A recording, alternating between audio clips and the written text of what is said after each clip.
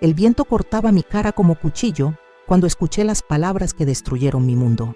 Hacía menos 7 grados Celsius en Rosario esa mañana de julio, y mi hijo, Ricardo, estaba parado en el umbral de nuestra casa, gritándome con una rabia que no reconocía. «¡Sal afuera! ¡Ya no aguanto más! ¡Quédate afuera con el frío!». Sentí como si el suelo hubiera desaparecido bajo mis pies. No era solamente el frío penetrante del invierno argentino lo que me hacía temblar, sino la frialdad absoluta en las palabras de mi único hijo, como si yo fuera simplemente un problema que necesitaba descartar. Mi nombre es Graciela Herrera, tengo 68 años y durante 40 años fui profesora de primaria en la Escuela Nacional número 23 del barrio Echesortu. Crié a Ricardo completamente sola, después de que su padre nos abandonó cuando descubrió mi embarazo. Trabajé doble turno enseñando matemáticas y ciencias naturales, dando clases particulares por las tardes en mi propia casa, vendiendo empanadas los fines de semana para ganar dinero extra. Cada peso que ganaba lo invertía en el futuro de mi niño. Recuerdo las noches cuando Ricardo hacía sus tareas en la mesa de la cocina, mientras yo corregía exámenes de mis estudiantes. Era un chico inteligente, siempre preguntando cómo funcionaban los camiones que veía en la calle, fascinado por la logística del transporte de mercaderías. Pensé que heredaría mi amor por la enseñanza, pero siguió otro camino, estudiando administración y especializándose en supervisión de flotas de transporte. Durante décadas, nuestra rutina era perfecta. Ricardo creció, consiguió trabajo en una empresa de camiones, pero continuaba viviendo conmigo. Decía que no había necesidad de mudarse, que disfrutaba nuestra compañía mutua. Yo creía completamente en eso. Creía que éramos un equipo perfecto, madre e hijo, enfrentando juntos las dificultades de la vida. Todo empezó a cambiar hace exactamente 10 meses. Ricardo llegaba cada vez más tarde de su trabajo en la empresa de transportes, siempre con el ceño fruncido, quejándose de jefes, de compañeros, de clientes problemáticos. Al principio pensé que era simplemente estrés laboral. Tenía 42 años. Estaba en una edad donde las responsabilidades pesan más sobre los hombros. Intenté ayudarlo ofreciéndole consejos basados en mi experiencia manejando estudiantes difíciles, preparando sus comidas favoritas, encargándome completamente de las tareas domésticas para que él solo se preocupara por su trabajo. Pero las quejas se intensificaron progresivamente. Comenzó a cuestionar mis gastos más básicos, incluso los más necesarios. Si compraba un champú de mejor calidad porque mi cabello teñido lo necesitaba, él fruncía el ceño. Si encendía la calefacción durante las noches más frías, me miraba con desaprobación cuando llegaba la factura de gas. Cada pequeña compra se convertía en motivo de discusión tensa. Había vendido mi academia de clases particulares 3 años atrás, cuando cumplí 65 años. La edad comenzaba a pesar en mi cuerpo y los padres de familia preferían profesores más jóvenes con métodos modernos de enseñanza. El dinero de la venta fue considerable. Utilicé una parte para mejorar nuestra casa y el resto lo guardé cuidadosamente para emergencias futuras. Pensé que esto aliviaría cualquier presión económica que Ricardo pudiera estar experimentando. Extrañamente, las críticas empeoraron después de que dejé de trabajar. Era como si mi presencia constante en la casa lo molestara profundamente. Salía tempranísimo hacia su trabajo y regresaba casi al amanecer del día siguiente. Los fines de semana se encerraba en su habitación durante horas o desaparecía hacia lugares que nunca me explicaba dónde eran. Nuestra comunicación se transformó en un campo minado emocional. Cualquier intento de conversación normal resultaba en respuestas cortantes o irritación visible. Preguntaba sobre su jornada laboral y Ricardo respondía con evasivas frustrantes. Comentaba sobre algún programa de televisión que habíamos visto juntos antes y él simplemente gruñía sin levantar la vista del teléfono.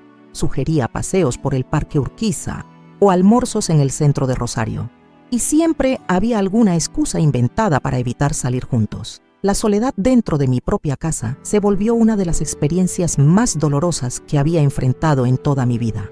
Tenía a mi hijo físicamente presente todas las noches, pero emocionalmente él estaba a kilómetros de distancia, como si viviéramos en planetas diferentes. Comencé a cuestionarme seriamente si había cometido errores graves criándolo si mi forma de educarlo había generado este distanciamiento inexplicable. Durante las madrugadas de insomnio, repasaba mentalmente cada decisión importante que tomé como madre soltera. Había sido demasiado protectora durante su infancia. ¿Debería haber incentivado más su independencia emocional? Estaba siendo excesivamente presente ahora que era un hombre adulto. Estas dudas carcomían completamente mi tranquilidad mental. Intenté abordar directamente nuestro deteriorado relacionamiento en varias ocasiones específicas. Ricardo siempre desviaba la conversación. Insistía en que todo estaba perfectamente normal, que yo estaba imaginando problemas inexistentes. Pero una madre desarrolla instintos que no se equivocan, incluso cuando intentamos convencernos de lo contrario por nuestra propia paz mental. Los primeros indicios realmente evidentes aparecieron cuando noté cambios dramáticos en su comportamiento relacionados específicamente con dinero. Ricardo siempre había sido meticulosamente organizado con sus finanzas personales, pero empezó a actuar de manera completamente errática. Recibía llamadas telefónicas que contestaba susurrando. Se encerraba en su dormitorio para hablar durante horas. Llegaban cartas oficiales que abría nerviosamente y después rompía en pedazos pequeños.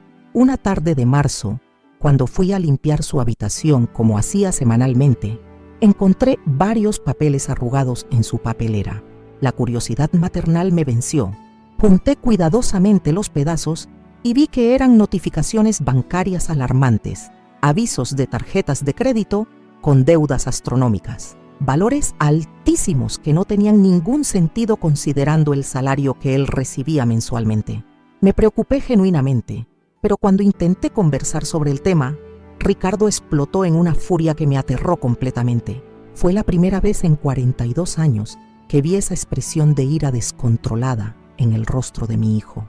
No era simplemente irritación o estrés acumulado, sino algo mucho más profundo, más oscuro, más desesperante. Pedí disculpas inmediatamente. Expliqué que solamente estaba preocupada por su bienestar, pero Ricardo continuó alterado durante semanas enteras. Desde ese episodio traumático, él empezó a cerrar con llave absolutamente todo: documentos personales, su computadora portátil, incluso cajones que anteriormente permanecían abiertos. Era como si estuviera ocultando algo extremadamente serio, algo que no podía ni siquiera considerar compartir conmigo. Mi instinto materno estaba en máxima alerta constante. Conocía a mi hijo mejor que cualquier persona en el mundo. Sabía detectar perfectamente cuando mentía o escondía información importante. Durante su adolescencia, conseguía identificar sus mentiras inocentes simplemente por el tono específico de su voz. Ahora, siendo adulto, estaba claramente involucrado en algo que lo mantenía en estado de desesperación permanente. Comencé a prestar atención obsesiva a los detalles más pequeños. Ricardo llegaba a casa con ropa arrugada de manera extraña, rostro cansado más allá de lo normal para su trabajo, manos que temblaban ligeramente mientras tomaba café. Algunas veces lo sorprendía llorando silenciosamente en el baño, creyendo que yo no me daba cuenta. Otras ocasiones, se quedaba horas enteras mirando hacia la nada, perdido en pensamientos que parecían torturas mentales. La situación económica de nuestra casa también presentaba anomalías preocupantes. A pesar de tener mi dinero guardado de la venta de la academia, Ricardo insistía obsesivamente en pagar todas las facturas sin excepción. Pero las cuentas se atrasaban frecuentemente. Llegaban avisos amenazantes de corte de electricidad, notificaciones de suspensión de Internet. Cuando cuestionaba estos problemas, él respondía vagamente que eran dificultades administrativas temporales del banco. Llegué al punto de sospechar que Ricardo podría estar consumiendo drogas ilegales. Su comportamiento errático, los cambios bruscos de humor, la paranoia constante que demostraba. Varias noches permanecí despierta observando discretamente si presentaba síntomas físicos de dependencia química, pero no encontré evidencias concretas de consumo. Físicamente, él parecía mantener su salud normal. El problema residía completamente en su mente, en su alma torturada. Mi hijo estaba siendo consumido internamente por algo que yo no lograba identificar ni ayudar a resolver. La impotencia absoluta de una madre en esta situación específica es completamente desesperante. 4 meses antes de aquella mañana terrible en el frío, decidí tomar una medida más directa y arriesgada. Fui a visitarlo en su trabajo, algo que había evitado hacer durante todos estos años por respeto a su espacio profesional. Quería entender si el problema estaba relacionado con su ambiente laboral, si había alguna situación particular que pudiera explicar su transformación personal tan radical.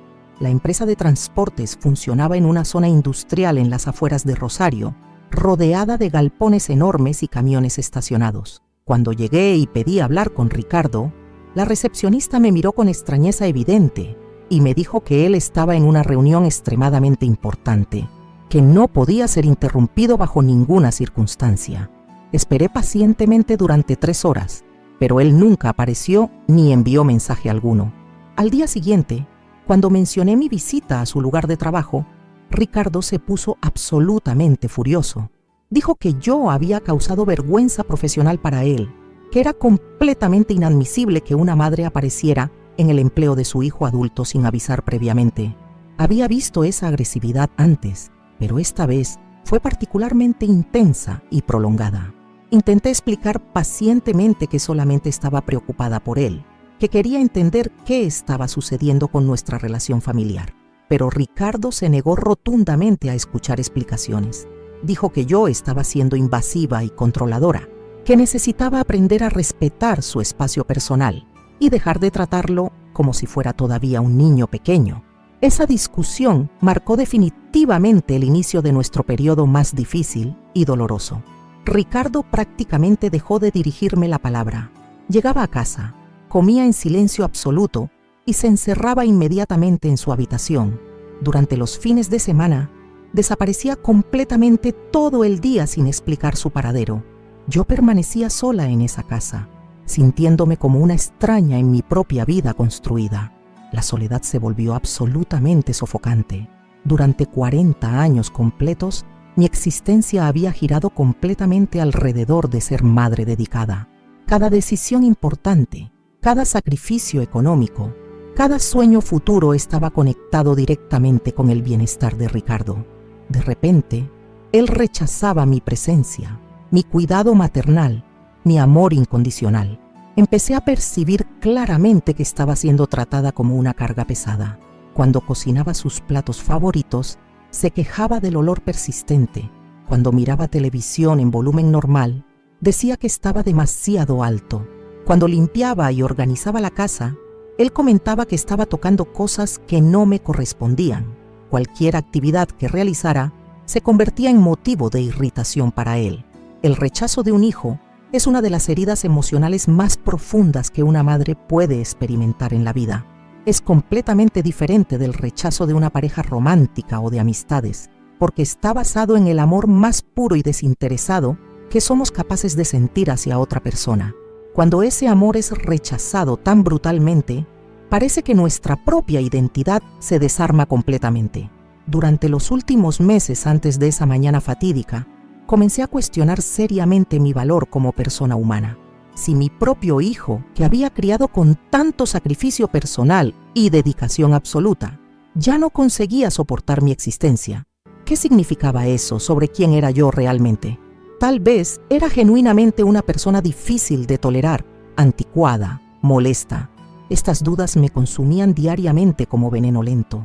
Me miraba en el espejo del baño y veía una mujer de 68 años, cabello gris cuidadosamente peinado, arrugas que marcaban décadas de trabajo arduo y preocupación constante. ¿Acaso Ricardo veía simplemente una anciana inconveniente que entorpecía sus planes personales? ¿Era realmente un peso muerto en su vida? Probé múltiples estrategias diferentes para recuperar la relación armoniosa que habíamos tenido anteriormente. Preparé empanadas de carne que le encantaban desde pequeño.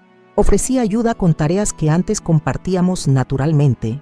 Sugerí actividades que solíamos disfrutar juntos durante tiempos mejores. Absolutamente nada funcionó según mis expectativas. La indiferencia inicial fue gradualmente reemplazada por irritación abierta y hostil.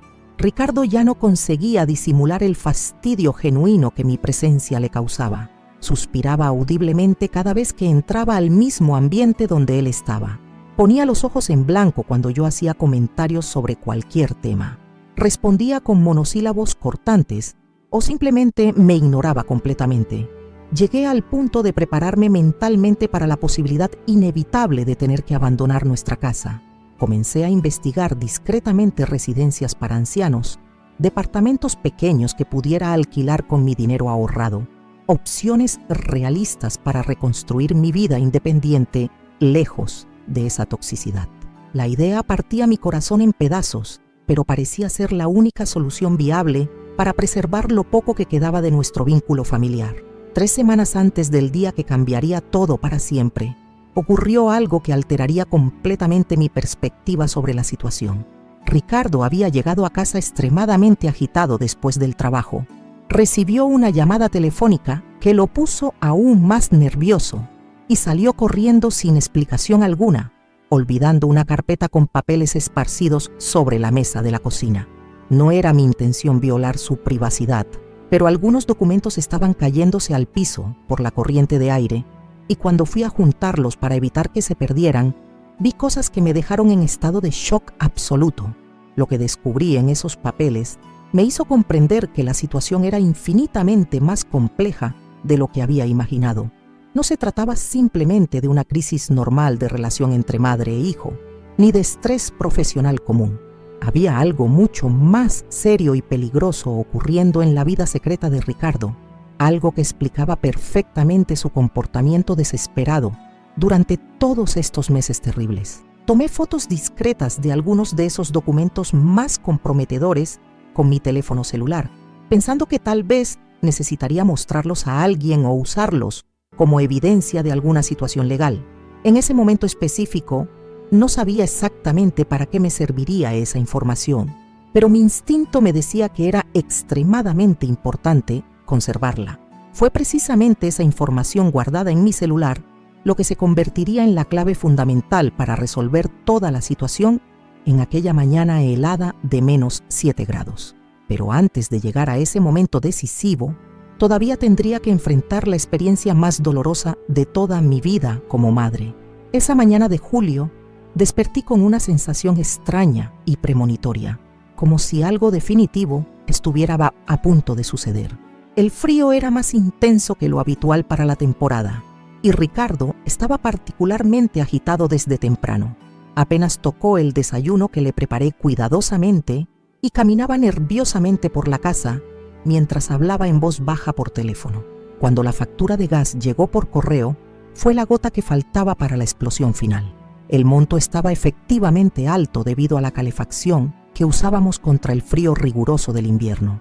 Intenté explicarle que necesitábamos calefacción por mi edad, que las personas mayores sienten más frío y pueden desarrollar problemas serios de salud si permanecen en ambientes helados durante periodos prolongados. Pero Ricardo no quiso escuchar ninguna explicación razonable. Comenzó a gritar que ya no soportaba pagar más mis caprichos económicos, que yo estaba gastando dinero que él no tenía disponible, que estaba completamente harto de mantener a alguien que solo generaba gastos y no contribuía con absolutamente nada productivo. Cada palabra era como una puñalada directa en mi corazón. Intenté argumentar que tenía dinero propio guardado de la venta de mi academia, que podía contribuir económicamente con todos los gastos domésticos si él realmente lo deseaba. Pero estaba completamente fuera de control, diciendo cosas horribles sobre cómo me había convertido en una carga insoportable en su vida. Fue exactamente entonces cuando pronunció esas palabras que resonarán en mi memoria hasta el último día de mi existencia. «Sal afuera, ya no aguanto más, quédate afuera con el frío», y me empujó físicamente hacia la puerta de entrada.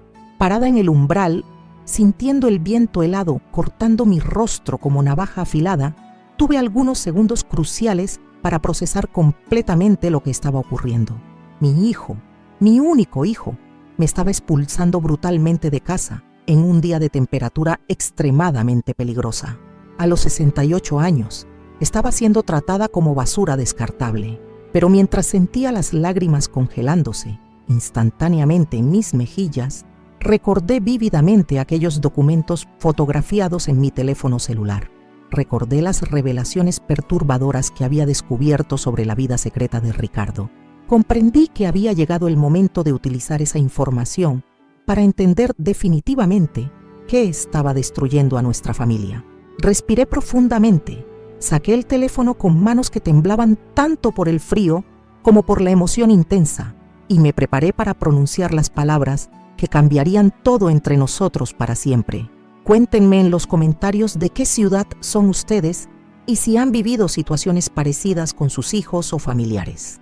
Y si todavía no están suscritos al canal Abuela Recordó, háganlo ahora mismo, porque lo que voy a revelarle a Ricardo sobre lo que encontré en mi celular los va a impactar completamente. Con las manos entumecidas por el frío cortante, saqué mi teléfono celular y miré directamente a los ojos de Ricardo. Antes de irme para siempre y que nunca más nos veamos en la vida, hay algo que necesitas ver. Mi voz salió más firme de lo que esperaba, cargada con décadas de experiencia enfrentando situaciones difíciles, con estudiantes problemáticos y padres conflictivos en mi carrera docente. Ricardo detuvo sus gritos instantáneamente. Su expresión cambió de rabia descontrolada hacia algo entre curiosidad genuina y temor evidente. Me conocía lo suficientemente bien para saber que cuando usaba ese tono específico de autoridad era porque tenía algo extremadamente serio que comunicar. Era el mismo tono que empleaba cuando descubría travesuras durante su adolescencia o cuando necesitaba tomar decisiones importantes sobre su educación. ¿Qué cosa, mamá? ¿De qué estás hablando? Cerró la puerta principal para impedir que el aire helado entrara a la casa, pero mantuvo su mano sobre la manija, como si aún estuviera decidiendo si me echaría definitivamente o no. El viento continuaba aullando afuera, recordándonos de la temperatura brutal que reinaba en las calles de Rosario. Deslicé mi dedo por la pantalla táctil hasta encontrar la carpeta específica donde había guardado las fotografías comprometedoras. Mi corazón latía tan fuertemente que podía escuchar el sonido resonando en mis oídos. Durante 3 semanas completas había cargado este secreto devastador sin saber exactamente qué hacer con toda esa información perturbadora. Ahora, en este momento extremo de crisis familiar, sabía que había llegado el tiempo de poner todas nuestras cartas sobre la mesa. Siéntate en el sillón, Ricardo. Lo que voy a mostrar te va a explicar muchísimas cosas sobre lo que está pasando entre nosotros dos. Señalé hacia la poltrona de cuero marrón donde solía sentarse para mirar televisión durante los escasos momentos en que todavía compartíamos el mismo espacio físico sin tensión. Vaciló durante varios segundos tensos, pero la curiosidad venció su resistencia inicial. Caminó lentamente hacia la poltrona, sus ojos fijos constantemente en mi teléfono celular. Pude percibir que sus manos también temblaban ligeramente, y definitivamente no era a causa del frío ambiente. Había algo en su comportamiento corporal que delataba un nerviosismo extremo, como si ya sospechara que lo que estaba a punto de ver podría comprometer gravemente su situación personal. Me senté en el sofá adyacente y respiré profundamente antes de comenzar mi explicación cuidadosa. ¿Recuerdas hace 3 semanas cuando llegaste del trabajo completamente alterado? Recibiste esa llamada telefónica que te puso aún más nervioso y saliste corriendo de la casa sin explicar hacia dónde ibas, olvidando todos esos papeles esparcidos en la mesa de la cocina. Vi su rostro palidecer instantáneamente. Ricardo se acordaba perfectamente de aquel día específico. Había llegado a casa en un estado de agitación que nunca había presenciado antes. Recibió una llamada que lo dejó visiblemente aterrorizado y desapareció durante toda la noche sin dar explicaciones coherentes. Solamente regresó al amanecer siguiente, ingresando silenciosamente y creyendo que yo estaba durmiendo profundamente. «Mamá, ¿tocaste mis documentos privados?» Su voz salió tensa y estrangulada, casi susurrada. Había una mezcla peligrosa de pánico y rabia contenida en esa pregunta directa. No los toqué intencionalmente, Ricardo. Solamente estaba juntando los papeles que se estaban volando por toda la cocina a causa de la corriente de aire para evitar que se perdieran o se dañaran. Pero terminé viendo algunas cosas que me llamaron profundamente la atención. Mantuve mi tono calmado, pero firme. Quería que comprendiera que no había violado su privacidad por malicia, sino que las circunstancias accidentales me llevaron a esa revelación inesperada. Empecé a mostrarle las primeras fotografías en la pantalla de mi celular. Eran extractos bancarios completamente anómalos, con movimientos financieros extrañísimos, depósitos y retiros en cantidades astronómicamente superiores al salario que yo sabía que él recibía mensualmente en la empresa de transportes. Números que no tenían ningún sentido lógico para alguien en su posición laboral específica. Estos valores aquí, hijo mío, ¿de dónde proviene exactamente este dinero tan considerable? Tu sueldo mensual es de $800 estadounidenses, pero aquí veo claramente depósitos de $15,000, $20,000 en una sola semana. Y después, retiros inmediatos de exactamente las mismas cantidades. Señalé los números específicos en la pantalla, observando cuidadosamente cada microexpresión que aparecía en su rostro. Ricardo intentó arrebatar el teléfono de mis manos bruscamente, pero yo lo alejé con rapidez. Espera un momento. Hay muchas más cosas que necesitas saber que descubrí accidentalmente. Mi experiencia como educadora me había enseñado a leer perfectamente a las personas, y estaba completamente claro que él estaba desesperadamente intentando inventar alguna explicación convincente para esos movimientos financieros irregulares. Pasé a la siguiente fotografía, que mostraba un documento aún más comprometedor y alarmante. Era un correo electrónico impreso donde Ricardo coordinaba horarios específicos y ubicaciones geográficas con alguien identificado únicamente como Joet Carlos. Los mensajes estaban repletos de códigos extraños y referencias que parecían deliberadamente cifradas para evitar comprensión externa. Entrega del material el miércoles, ubicación habitual, misma cantidad de siempre. ¿Qué material es exactamente ese, Ricardo? ¿Qué ubicación habitual? ¿Qué cantidad específica? Leí los fragmentos textuales en voz alta, observando cómo cada palabra pronunciada lo hacía hundirse más profundamente en la poltrona de cuero. El descubrimiento de esos documentos había ocurrido por pura casualidad, pero el impacto emocional sobre mí fue absolutamente devastador. Durante 3 semanas enteras, cargué sola el peso aplastante de saber que mi hijo estaba involucrado en actividades claramente sospechosas, posiblemente completamente ilegales. Fueron noches interminables sin conseguir dormir, imaginando los escenarios más terribles sobre qué podría estar haciendo realmente. Recordaba perfectamente el momento exacto de ese descubrimiento accidental. Estaba preparando té de manzanilla en la cocina cuando vi esos papeles dispersos por toda la mesa. Mi primera reacción natural fue simplemente organizarlos en una pila ordenada, como siempre hacía cuando veía algo fuera de lugar en nuestra casa, pero algunos números específicos capturaron inmediatamente mi atención profesional. Como exeducadora con 40 años de experiencia, tenía facilidad natural con números y documentos administrativos. Inmediatamente percibí que esos valores monetarios no correspondían con la realidad financiera que yo conocía de la vida de Ricardo. Eran cantidades demasiado elevadas siendo movidas con una frecuencia demasiado alta para tratarse de salario normal o inversiones legítimas convencionales. La curiosidad inicial se transformó rápidamente en preocupación genuina cuando comencé a leer más atentamente los detalles. Había referencias específicas a mercaderías especiales, clientes preferenciales, entregas discretas, terminología que sonaba mucho más parecida a actividad criminal organizada que a trabajo normal en una empresa legal de logística y transporte. Fotografié los documentos más comprometedores, inicialmente pensando que tal vez necesitaría mostrarlos a algún abogado competente o autoridad legal apropiada. En ese momento no imaginaba que utilizaría esas informaciones en una confrontación directa tan dramática con mi propio hijo querido. Durante las semanas siguientes a ese descubrimiento, observé el comportamiento de Ricardo con una perspectiva completamente diferente y más alarmante. Las llamadas telefónicas misteriosas, las salidas repentinas sin explicación, el nerviosismo constante, todo empezó a tener sentido dentro de un contexto mucho más sombrío y peligroso.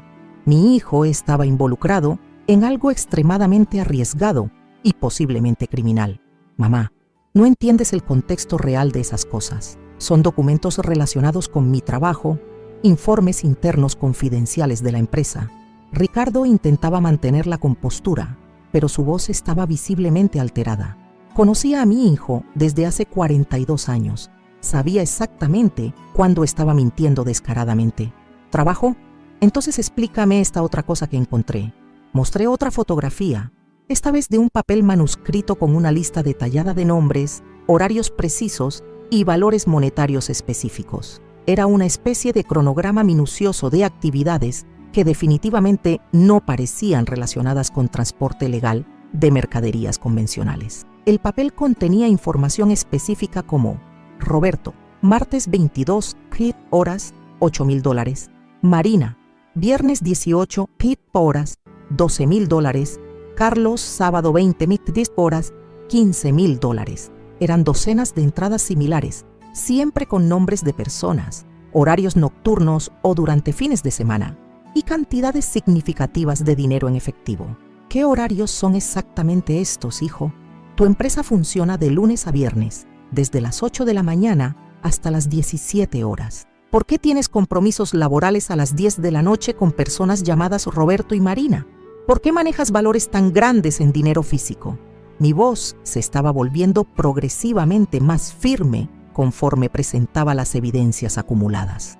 Ricardo se levantó abruptamente de la poltrona y comenzó a caminar nerviosamente por toda la sala de estar. Pasó sus manos repetidamente por el cabello, respirando pesadamente de manera visible. Era evidente que se sentía completamente acorralado, sin escape posible, para justificar todas esas informaciones extremadamente comprometedoras. No deberías haber tocado esas cosas privadas, mamá. No son de tu incumbencia personal. Ahora estaba claramente irritado, pero era una irritación completamente diferente de la rabia que había demostrado anteriormente. Era el nerviosismo característico de alguien que fue descubierto en flagrante delito. ¿No son de mi incumbencia? Ricardo, estás viviendo en mi casa, utilizando el dinero que guardé cuidadosamente de la venta de mi academia y claramente involucrado en actividades que pueden ser peligrosas o completamente criminales.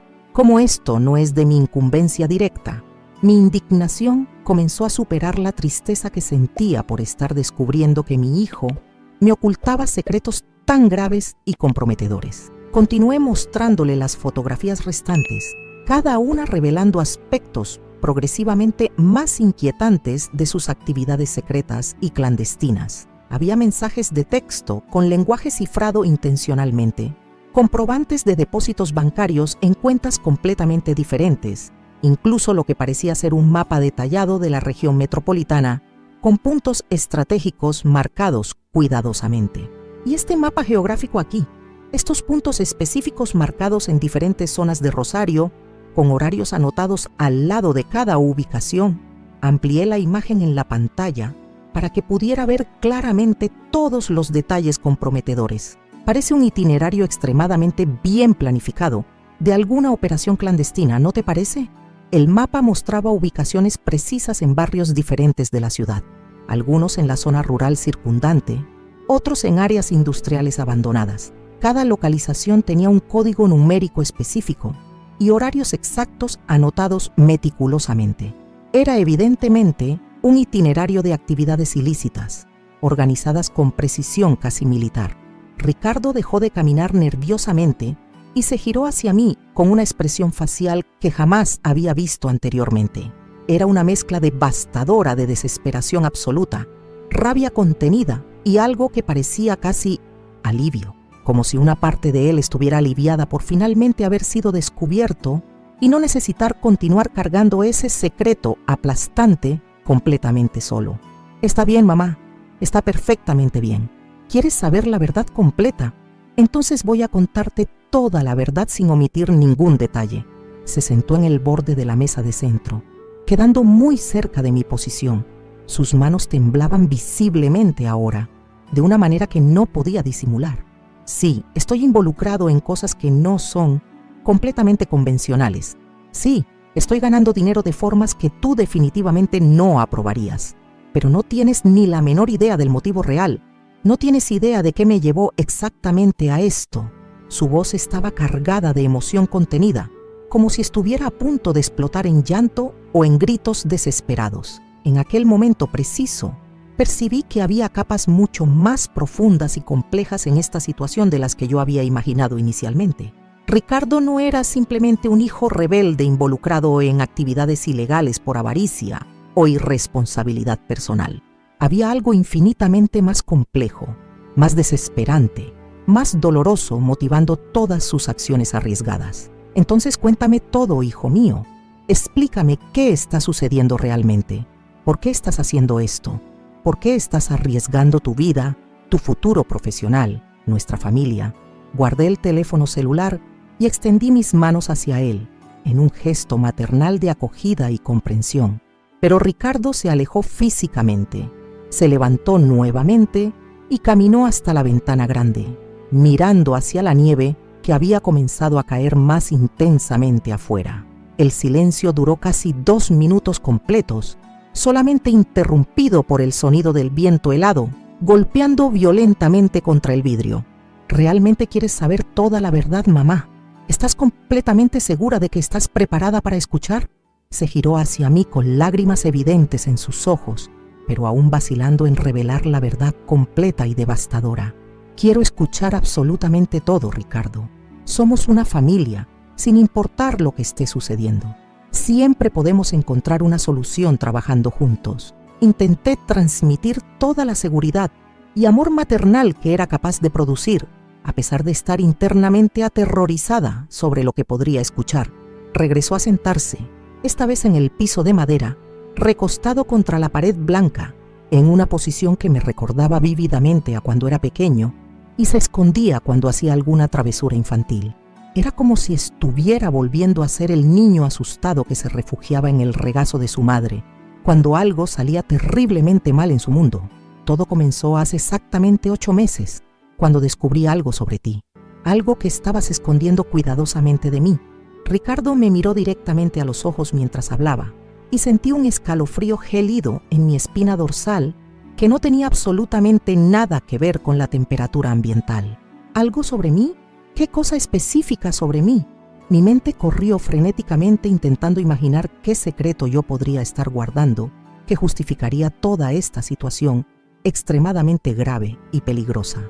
Tus exámenes médicos, mamá, los análisis que te hiciste a principios de este año y nunca me contaste los resultados específicos. Su voz estaba completamente quebrada, cargada simultáneamente de dolor profundo y acusación directa. Sentí la sangre congelándose literalmente en mis venas. Los exámenes médicos. ¿Cómo había conseguido descubrir sobre esos análisis clínicos? Yo había sido tan extremadamente cuidadosa, escondiendo aquellos resultados, intentando no preocuparlo innecesariamente, mientras aún estaba procesando las informaciones recibidas y decidiendo cuál sería el mejor camino a seguir. ¿Cómo descubriste sobre los exámenes médicos? Mi voz salió casi inaudible, porque ya comenzaba a comprender hacia dónde se dirigía esta conversación devastadora. Encontré los papeles médicos escondidos en tu dormitorio, mamá. El diagnóstico completo del tumor cerebral. El informe médico diciendo que tenías muy poco tiempo de vida si no te hacías un tratamiento específico carísimo que el sistema público de salud no cubre económicamente. Ahora estaba llorando abiertamente, sin intentar disimular su dolor. El mundo pareció girar vertiginosamente a mi alrededor. Ricardo sabía sobre mi supuesta enfermedad terminal desde hace 8 meses completos y nunca había dicho absolutamente nada, mientras yo intentaba desesperadamente protegerlo de la preocupación innecesaria. Él estaba cargando ese peso aplastante completamente solo, intentando protegerme a mí de una forma que yo jamás había imaginado. Todo este dinero que viste en los extractos bancarios, mamá, todo este dinero es específicamente para pagar tu tratamiento médico. El doctor privado me explicó que con $50,000 estadounidenses puedes realizar una cirugía experimental que potencialmente puede salvarte la vida. Y voy a conseguir esa cantidad exacta. No importa absolutamente cómo tenga que hacerlo. Ricardo golpeó el piso con su puño cerrado, la frustración explotando finalmente después de meses de contención. Las piezas del rompecabezas comenzaron a encajar de forma absolutamente devastadora. El comportamiento extraño, el nerviosismo constante, las actividades sospechosas, incluso la rabia dirigida hacia mí. Mi hijo se estaba destruyendo financiera y moralmente para intentar salvarme la vida, y yo no tenía ni la menor idea de nada de esto.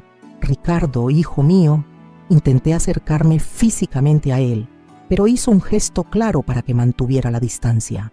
Por eso ya no aguanto más mantenerte, mamá. Por eso quiero que te vayas definitivamente de aquí. porque cada día que pasa es un día más en que puedes morir, y no consigo mirarte sin recordar constantemente que estoy fracasando en salvarte. Su confesión salió entre sollozos de desesperación absolutamente pura. En aquel momento devastador, comprendí que nuestra situación familiar era infinitamente más compleja y dolorosa que cualquier cosa que podría haber imaginado.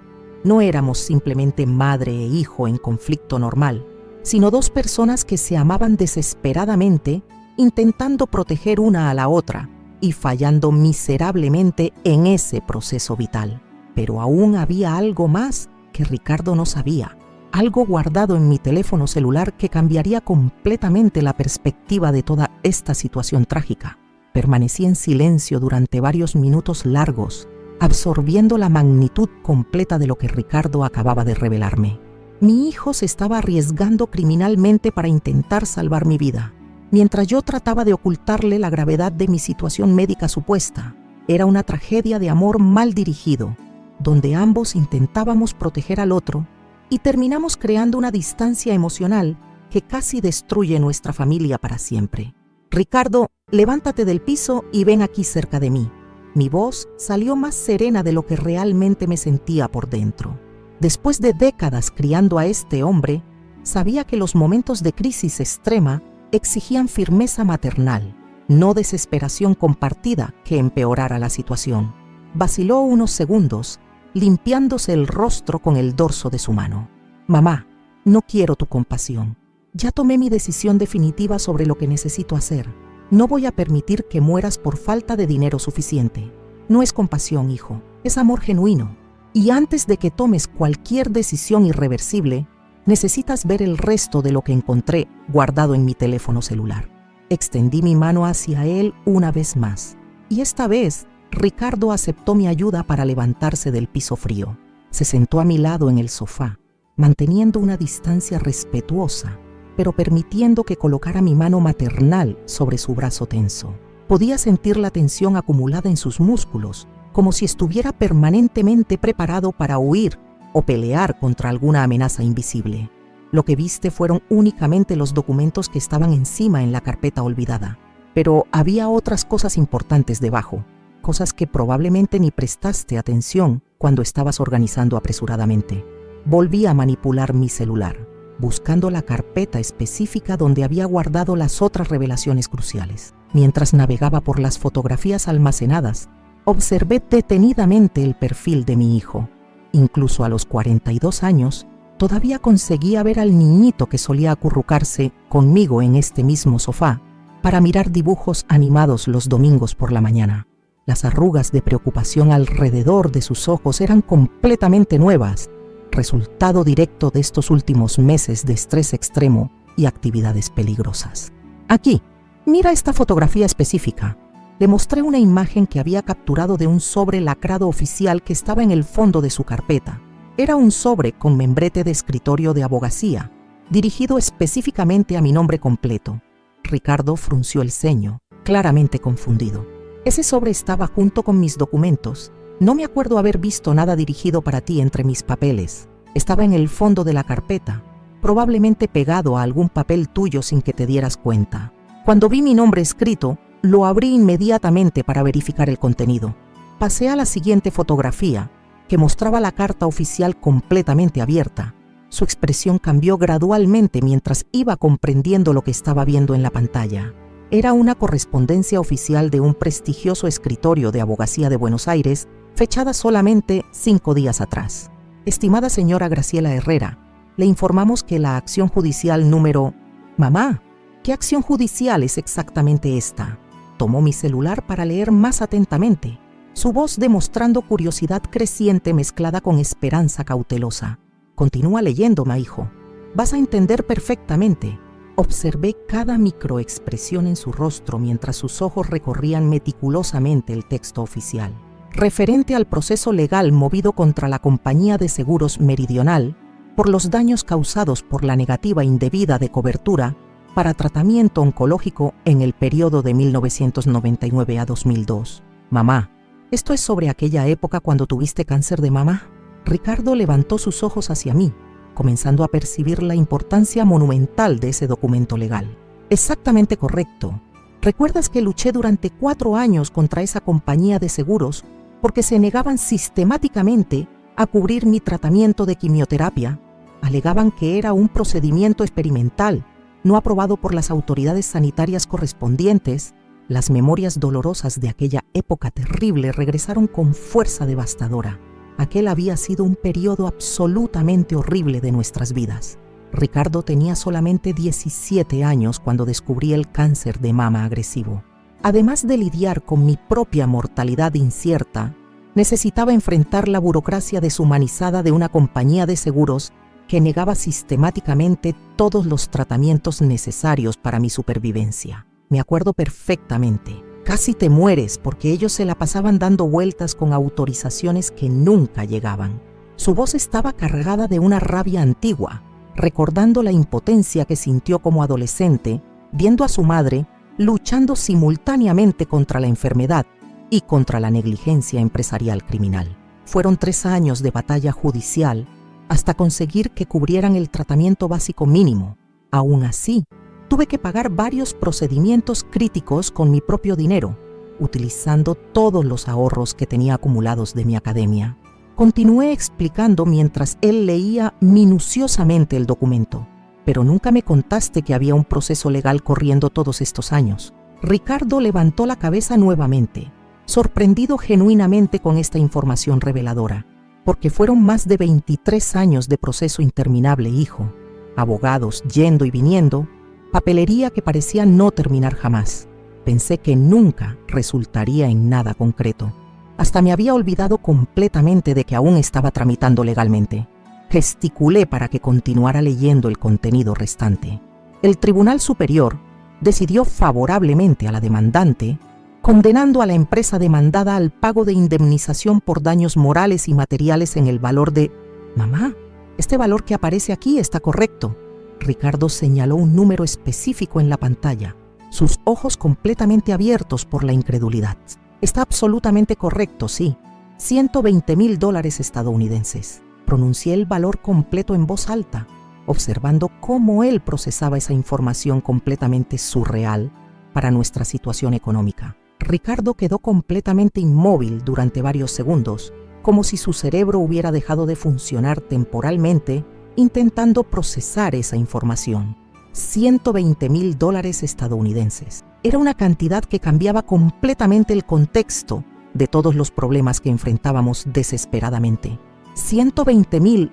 Mamá, ¿estás completamente segura de que leíste correctamente? Volvió a examinar el documento minuciosamente, como si pudiera haber existido algún error en la interpretación del contenido. Continúa leyendo, Ricardo. La carta explica detalladamente cómo va a funcionar el proceso de recibimiento. Lo incentivé a proseguir con la lectura mientras mi corazón se aceleraba, recordando mi propia reacción cuando recibí esa correspondencia inesperada. El valor será depositado en cuenta corriente de la beneficiaria en el plazo de 10 días hábiles a partir de la fecha de esta notificación. Solicitamos el comparecimiento de la señora en el escritorio para firma de los documentos finales. 10 días hábiles a partir de cuándo exactamente. Ricardo verificó la fecha de la carta nuevamente con atención extrema. La carta llegó el lunes de la semana pasada. Hoy es jueves. Eso significa que el dinero debería estar disponible hasta el próximo martes como máximo. Calculé mentalmente los plazos mientras observaba cómo la expresión de él se transformaba progresivamente. El silencio que siguió fue absolutamente ensordecedor. Únicamente el viento golpeando persistentemente contra la ventana y nuestras respiraciones pesadas llenaban el espacio. Ricardo estaba sosteniendo mi teléfono con ambas manos, releyendo el documento repetidamente, como si necesitara confirmar múltiples veces que aquello era completamente real. Mamá, esto significa que... Comenzó a hablar, pero se detuvo abruptamente, aparentemente incapaz de formular las palabras necesarias para expresar lo que estaba pensando. Significa que tenemos dinero más que suficiente para pagar cualquier tratamiento médico que yo pudiera necesitar, resolver todas tus deudas acumuladas, permitir que pares con esas actividades extremadamente peligrosas y todavía sobra lo bastante para vivir cómodamente durante el resto de nuestras vidas. Terminé la frase que él no conseguía completar. Ricardo dejó el celular sobre el sofá y enterró su rostro completamente entre sus manos. No estaba llorando visiblemente, pero respiraba profundamente, como alguien intentando controlar una tormenta emocional interna devastadora. Era el sonido característico de un hombre percibiendo que todos los sacrificios extremos que estaba realizando eran completamente innecesarios. ¿Por qué no me contaste esto antes, mamá? ¿Por qué permitiste que me metiera en toda esta situación peligrosa sin saber que ya teníamos la solución? La pregunta salió amortiguada por sus manos, pero cargada de una mezcla compleja de alivio e indignación justificada. Porque recibir una carta de abogado no garantiza automáticamente que el dinero vaya a llegar realmente, hijo. Ya tuve tantas esperanzas frustradas con este proceso a lo largo de todos estos años. Quería tener certeza absoluta antes de crear expectativas falsas en ti. Expliqué mi razonamiento, aunque ahora reconocía que tal vez debería haber compartido la información inmediatamente. ¿Y sobre mi enfermedad? ¿Sobre el supuesto tumor? ¿Por qué también escondiste eso de mí? Ricardo levantó la cabeza, mirándome directamente. Ahora que el aspecto financiero estaba potencialmente resuelto, volvíamos a la cuestión médica que inició toda esta crisis familiar. Por los mismos motivos que tú intentaste esconder de mí que sabías sobre mi situación. Quería protegerte de la preocupación hasta tener claridad sobre cuál sería el mejor camino a seguir. Admití que ambos cometimos exactamente el mismo error de intentar cargar responsabilidades pesadas completamente solos. Me levanté del sofá y caminé hasta la ventana, observando la nieve que continuaba cayendo intensamente. La temperatura externa contrastaba dramáticamente con la intensidad emocional que estábamos viviendo dentro de nuestra casa. Era como si estuviéramos en el ojo de un huracán, temporalmente protegidos del caos que habíamos creado alrededor de nosotros. Ricardo, ¿existe algo más que necesitas saber sobre mi situación médica real? Me giré para enfrentarlo nuevamente. Era hora de revelar también la última pieza fundamental del rompecabezas. ¿Más alguna cosa? Mamá, ¿cuántos secretos importantes estabas guardando? Se levantó también, claramente exhausto emocionalmente, pero aún atento para recibir información adicional. Después de recibir la carta del abogado el lunes pasado, resolví volver al médico para discutir opciones de tratamiento privado. Sabía que ahora tendría condiciones financieras para escoger el mejor camino posible. Caminé de regreso hacia cerca de él. Tomé mi celular nuevamente y busqué otra carpeta de fotografías. Esta contenía documentos médicos mucho más recientes, resultado de la consulta médica que tuve solamente 2 días atrás. Ayer hice nuevos exámenes, más detallados, con equipamientos de última generación disponible. Mostré las primeras imágenes de los informes médicos actualizados. El médico quería tener certeza absoluta sobre el diagnóstico antes de proponer cualquier intervención específica. Ricardo observó atentamente las imágenes de los exámenes, aunque claramente no comprendía la terminología médica técnica especializada. Su expresión demostraba aprensión sobre lo que yo estaba a punto de revelar.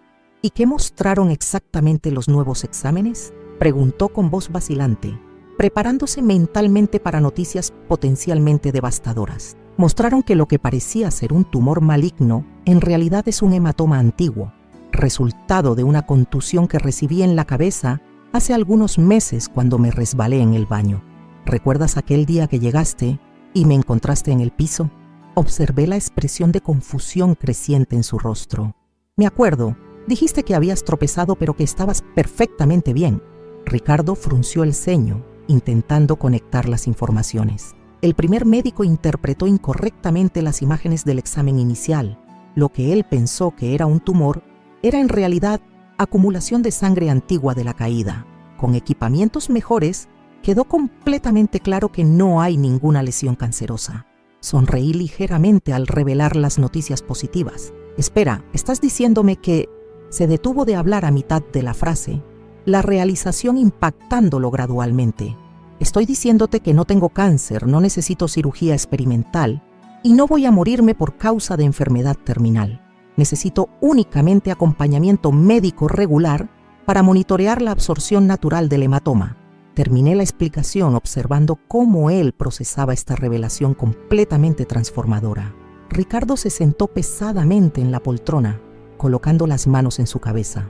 Entonces pasé 8 meses destruyéndome por absolutamente nada. 8 meses involucrado con gente extremadamente peligrosa, arriesgando ir a la cárcel, tratándote horriblemente porque no soportaba el dolor de perderte. Su voz salía en tono de incredulidad absoluta. No fue por nada, hijo. Fue por amor genuino. Hiciste lo que hiciste porque me amas, incluso habiendo escogido un camino peligroso y equivocado. Y yo escondí las informaciones porque también te amo y quería protegerte. Me acerqué a él nuevamente. Pero ahora estamos aquí, descubriendo que ninguno de nuestros miedos se justificaba realmente. Tengo dinero para vivir dignamente. No tengo enfermedad grave. Y tú puedes parar con esas actividades ilegales sin perjuicio para nadie. Ricardo levantó la cabeza y me miró con una expresión que combinaba alivio profundo con vergüenza devastadora. Mamá, las cosas que hice, las personas con quienes me involucré, no es tan simple salir de ese mundo. ¿Cómo que no es simple? ¿No puedes simplemente parar? Sentí una punzada de preocupación, percibiendo que tal vez aún hubiera complicaciones que yo no había considerado. Hay dinero involucrado, mamá. Dinero que tomé prestado de agiotistas para comenzar las operaciones. Gente que no acepta no como respuesta cuando les debes. Ricardo bajó la voz, como si alguien pudiera estar escuchando nuestra conversación. ¿Cuánto dinero específicamente? Pregunté directamente, ya calculando mentalmente qué parte de la indemnización sería necesaria para resolver también esas pendencias financieras. $90,000 estadounidenses, respondió rápidamente, como si quisiera liberarse de la confesión lo más pronto posible. Era un valor significativo, pero aún así representaba menos de las 3/4 partes del dinero que yo recibiría. Resolvería también este problema sin comprometer sustancialmente nuestros recursos futuros disponibles. Ricardo, con $120,000 podemos pagar esa deuda completamente, sacarte de esa situación y aún tener $30,000 para construir una vida nueva. Una vida donde no necesitamos esconder secretos uno del otro. Tomé sus manos entre las mías. ¿Realmente crees que puede ser así de simple? Su voz cargaba décadas de desesperación siendo lentamente sustituidas por una esperanza extremadamente cautelosa. Creo, hijo, pero necesita ser ahora mismo. Necesita ser hoy. No podemos permitir que esta situación se prolongue ni un día más. Solté sus manos y fui a buscar mi abrigo de invierno. ¿A dónde vas? Ricardo se levantó alarmado. Vamos al escritorio del abogado ahora mismo. Vamos a acelerar los trámites para recibir ese dinero lo más rápidamente posible. Después, vamos a resolver tus pendencias financieras y sacarte de esa vida peligrosa definitivamente. Me puse el abrigo y tomé mi cartera, pero había algo más que necesitaba saber antes de que pudiéramos proceder. Algo sobre la naturaleza exacta de las personas con quienes Ricardo se había involucrado y qué tan peligroso sería realmente salir de esa situación. Pero mamá, está haciendo menos 7 grados afuera y ya es tarde. Ricardo señaló hacia la ventana donde la nieve continuaba cayendo persistentemente. Exactamente por eso necesitamos ir ahora mismo. Cada hora que perdemos es una hora más que continúas debiendo a personas peligrosas. Cada día que pasamos cargando estos secretos es un día perdido de nuestra vida familiar. Le extendí su abrigo de invierno. Antes de que pudiéramos salir, necesitaba entender completamente con qué tipo de personas estábamos tratando. Durante mis 40 años como educadora, había aprendido que conocer a fondo el problema era fundamental para encontrar la solución más efectiva. Ricardo, antes de enfrentar esta situación, necesito que me expliques exactamente con quién te metiste. No puedo ayudarte si no entiendo la magnitud real del peligro. Me senté nuevamente, pero esta vez con mi abrigo puesto, lista para actuar en cualquier momento. Ricardo vaciló, caminando nerviosamente por la sala. Mamá, no son simplemente prestamistas comunes, son personas conectadas con una organización mucho más grande y peligrosa. Cuando entras en su sistema, te dejan muy claro que salir no es una opción sencilla. Sentí un frío en el estómago que no tenía relación alguna con la temperatura externa. Durante toda nuestra conversación anterior, había imaginado que resolver las deudas sería simplemente cuestión de pagar el valor debido. No consideré que pudiera haber complejidades criminales mayores involucradas. Explícame mejor qué significa eso específicamente en la práctica. Mantuve mi voz tranquila, pero internamente comenzaba a comprender que nuestra situación era más delicada de lo que había calculado. Me prestaron dinero inicial para comenzar la operación de transporte irregular de mercaderías electrónicas, pero el acuerdo no era únicamente pagar de vuelta con intereses, era convertirme en parte permanente de su red de distribución. Ricardo se sentó frente a mí, finalmente dispuesto a revelar todos los detalles. ¿Qué tipo de mercaderías exactamente estabas transportando? Hice la pregunta que había estado evitando desde que vi los primeros documentos sospechosos. Equipos electrónicos contrabandeados principalmente, celulares, computadoras portátiles, tabletas que ingresaban al país sin declaración fiscal apropiada. Yo recogía la mercadería en la frontera con Uruguay y la distribuía entre revendedores en toda la región sur. Su confesión salió como si fuera un peso enorme siendo removido de su pecho. Procesando estas informaciones, comencé a entender la magnitud real del problema. No estábamos lidiando únicamente con deudas personales, sino con una operación criminal organizada donde Ricardo se había convertido en una pieza importante de la cadena de distribución ilegal. ¿Y ellos simplemente van a aceptar que pares de trabajar para ellos porque tienes dinero para liquidar la deuda? Cuestioné, aunque ya intuía que la respuesta sería negativa. Esa es precisamente la cuestión, mamá. En las últimas semanas comenzaron a hablar sobre expandir las operaciones significativamente. Quieren que reclute otras personas, que use mi experiencia en logística para optimizar las rutas de transporte. Ricardo me miró directamente mientras explicaba. El jefe de la operación, un tipo llamado Valdés, dejó muy claro que me había vuelto demasiado valioso para ser únicamente un deudor temporal. Quiere promoverme dentro de la organización criminal. Continuó explicando mientras yo procesaba estas complicaciones adicionales. Mi mente trabajaba rápidamente, intentando procesar todas estas capas extra de dificultad. ¿Y qué sucede si rechazas esa promoción? No lo sé con certeza, pero por las conversaciones que escuché, personas que intentaron salir de esta vida tuvieron problemas muy serios. Algunos simplemente desaparecieron. Ricardo dijo esto en voz baja, como si pronunciar las palabras en voz alta pudiera materializar amenazas reales. Sentí un miedo visceral apoderándose de todo mi cuerpo. Mi hijo no estaba únicamente involucrado con agiotistas comunes, sino con una organización criminal que aparentemente no dudaba en usar violencia para mantener control sobre sus miembros. Ricardo, ¿cuándo fue la última vez que hablaste con esas personas? Necesitaba entender cuál era nuestro plazo antes de que comenzaran a buscarlo activamente. Anteayer, Valdés llamó diciendo que tiene una reunión programada para mañana por la noche. Una reunión donde va a presentar los nuevos planes de expansión y mi papel específico en ellos. Su voz se tensaba progresivamente mientras hablaba. ¿Mañana por la noche? Eso nos da menos de 24 horas para resolver toda esta situación. La urgencia de la situación me impactó con fuerza total.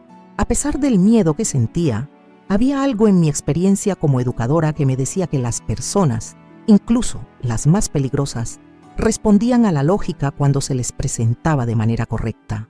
Durante 4 décadas, había negociado con padres problemáticos, estudiantes rebeldes y autoridades escolares difíciles. Los principios básicos de la negociación humana no cambiaban completamente solo porque las consecuencias fueran más severas. Vamos al escritorio del abogado inmediatamente. Tenemos que conseguir al menos una parte de ese dinero hoy mismo. Me levanté con determinación renovada. El viaje hasta el centro de Rosario fue tenso.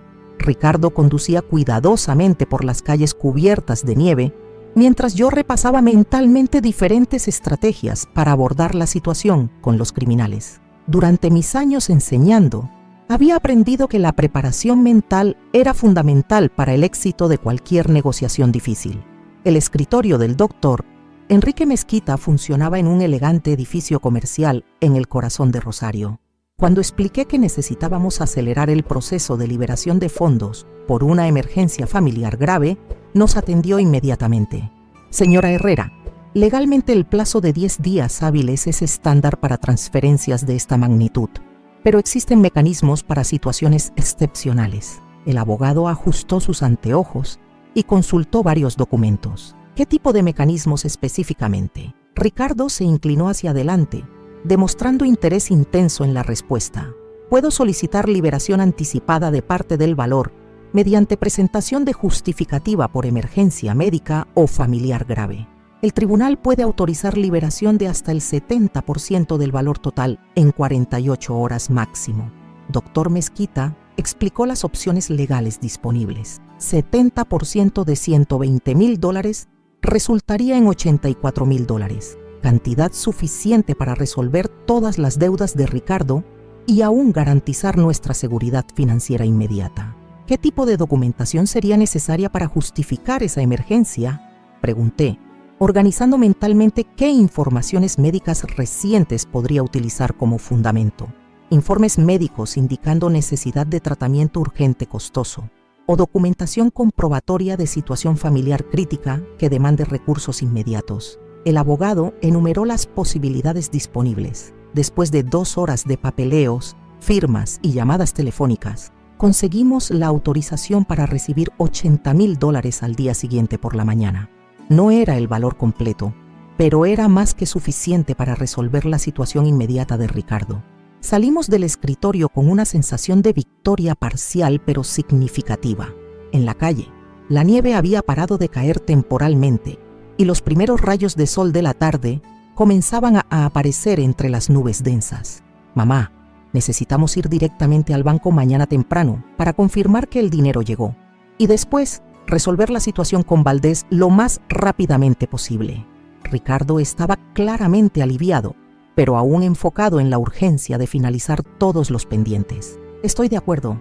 Vamos a terminar esto mañana mismo y comenzar nuestra vida nueva sin secretos y sin miedos. Lo abracé allí en la acera, sintiendo que finalmente estábamos caminando en la dirección correcta.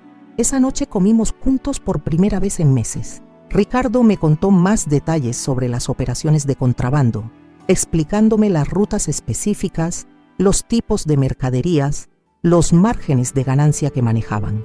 Era información valiosa que podría usar en la negociación del día siguiente. Valdés es un hombre práctico, me explicó Ricardo mientras tomábamos café después de la cena. Todo para él se reduce a números y ganancias. Si le presentas una propuesta que sea financieramente atractiva, escucha. Eso es bueno saberlo. La experiencia me dice que las personas racionales siempre pueden ser convencidas con argumentos lógicos bien presentados. Respondí, ya formulando estrategias en mi mente. A la mañana siguiente, fuimos al banco tan pronto como abrieron las puertas. Los $80,000 estaban depositados exactamente como había prometido el abogado. Retiramos todo el dinero en efectivo, organizándolo cuidadosamente en una maleta que había comprado específicamente para este propósito. Ahora viene la parte más delicada, dijo Ricardo mientras salíamos del banco. Valdés espera verme esta noche en su oficina para discutir mi promoción. Si no aparezco, se va a poner sospechoso inmediatamente. Entonces apareces, pero no solo, y no para aceptar una promoción. Lo miré directamente a los ojos. Vas a aparecer para proponer un negocio diferente. ¿Qué tipo de negocio?, Ricardo preguntó, aunque por su expresión pude ver que ya sospechaba qué tenía en mente. Le vas a ofrecer $90,000 en efectivo por tu libertad completa y definitiva, sin obligaciones futuras, sin contacto posterior, sin amenazas. Expliqué mi plan mientras caminábamos de regreso al automóvil. La oficina de Valdés funcionaba en un galpón convertido en la zona industrial de Rosario. Era exactamente el tipo de lugar que esperaba: aislado, discreto, fácil de controlar. Ricardo había descrito a Valdés como un hombre de mediana edad, calvo, con varios tatuajes visibles, que transmitía autoridad a través de intimidación física más que intelectual. Llegamos al lugar a las 7 de la tarde, una hora antes de la reunión programada. Quería tener tiempo para observar el ambiente, entender la dinámica del lugar, prepararme mentalmente para la confrontación. Mamá, esto es extremadamente peligroso. Deberías quedarte en el automóvil mientras yo hablo con él. Ricardo intentó disuadirme una última vez. Absolutely no. Hemos llegado hasta aquí, enfrentando esta situación juntos. No voy a permitir que enfrentes la parte más peligrosa solo. Mantuve mi posición con firmeza. Valdés llegó exactamente a las 8, acompañado por 2 hombres más jóvenes que claramente funcionaban como guardaespaldas.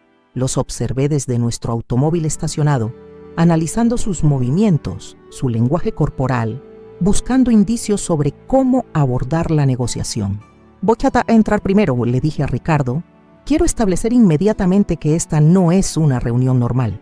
Caminé directamente hacia la entrada del galpón, cargando la maleta con el dinero. Los guardaespaldas se sorprendieron visiblemente al ver una mujer de 68 años aproximándose sola, pero Valdés hizo un gesto para que me permitieran entrar. Señor Valdés, soy Graciela Herrera, madre de Ricardo. Hablé con la voz más firme que pude producir, aplicando décadas de experiencia dirigiéndome a autoridades escolares intimidantes. Señora, su hijo no mencionó que vendría acompañado. Valdés me miró con una mezcla de sorpresa e irritación, porque él no lo sabía. Decidí venir porque tengo una propuesta comercial que puede interesarle. Coloqué la maleta sobre una mesa metálica en el centro del galpón. ¿Propuesta comercial? Valdés se acercó, claramente intrigado. Ricardo quiere terminar su asociación con ustedes, pero entendemos que eso representa una pérdida financiera para su organización. Abrí la maleta, mostrando los billetes cuidadosamente organizados. Estamos aquí para compensar esa pérdida. Valdés miró el dinero, después a mí, después a Ricardo, que acababa de entrar al galpón.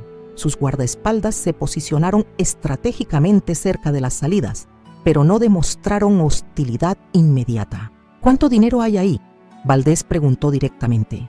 $90,000 estadounidenses, suficiente para cubrir toda la deuda de Ricardo, más una compensación generosa por los negocios futuros que perderían sin él. Expliqué los términos claramente. Interesante propuesta. Valdés caminó alrededor de la mesa examinando el dinero. Pero hay algo que tal vez no entiende, señora. Su hijo conoce demasiado sobre nuestras operaciones, rutas, contactos, metodología. Esa información no puede circular libremente. Era la primera vez que el aspecto del conocimiento interno había sido mencionado, e inmediatamente comprendí que representaba una complicación mucho más seria que simples deudas financieras. Tiene razón en preocuparse por eso, respondí, usando la técnica de reconocer la validez de su posición antes de presentar mi contraargumento. Pero esa información solo es peligrosa si Ricardo tiene motivos para usarla contra ustedes. Si sale de esta vida satisfecho, en paz, con sus problemas resueltos, no habrá razón para crear conflictos. ¿Y cómo puedo estar seguro de eso? Valdés cuestionó, pero percibí que estaba genuinamente considerando mi propuesta, porque le estoy dando mi palabra personal como madre, y además de los $90,000, le ofrezco algo que tiene más valor que el dinero, la garantía de que si alguna vez Ricardo violara este acuerdo, ustedes saben exactamente dónde encontrarnos. Miré directamente a sus ojos mientras hablaba. La negociación continuó durante casi una hora. Valdés era exactamente como Ricardo lo había descrito, un hombre práctico que evaluaba todo en términos de costos y beneficios. Gradualmente, conseguí convencerlo de que $90,000 inmediatos eran más valiosos que un empleado reluctante que podría convertirse en un problema futuro. Acepto el trato. Valdés finalmente extendió su mano para estrecharla. $90,000 y su hijo queda libre para seguir su vida. Pero quiero dejar algo muy claro. Si descubro que hubo traición, no habrá segunda oportunidad. Entendido perfectamente. Acepté las condiciones, sabiendo que Ricardo nunca violaría nuestro acuerdo. Salimos del galpón una hora después, con Ricardo oficialmente liberado de todas sus obligaciones con la organización criminal. En el automóvil, ambos permanecimos silenciosos durante varios minutos, procesando lo que acababa de suceder. Mamá, fuiste increíble ahí adentro. Nunca imaginé que pudieras negociar con una persona como Valdés. Ricardo finalmente rompió el silencio, su voz cargada de admiración y gratitud. 40 años lidiando con autoridades escolares complicadas me enseñaron algunas cosas sobre negociación efectiva. Sonreí, sintiendo una satisfacción profunda por haber ayudado a mi hijo a liberarse definitivamente. El viaje de regreso a casa fue completamente diferente del viaje de ida. Conversamos abiertamente sobre planes futuros, sobre cómo usar el resto del dinero que recibiría, sobre la posibilidad de que Ricardo abriera su propio negocio legítimo en el área de logística. Cuando llegamos a casa, aunque la temperatura aún estaba baja, la casa nos recibió con calor acogedor. Preparé café caliente y nos sentamos en la sala donde horas antes habíamos vivido momentos de tanto sufrimiento e incomprensión. Esa noche dormimos profundamente por primera vez en meses, sin preocupaciones, sin miedos, sin culpa.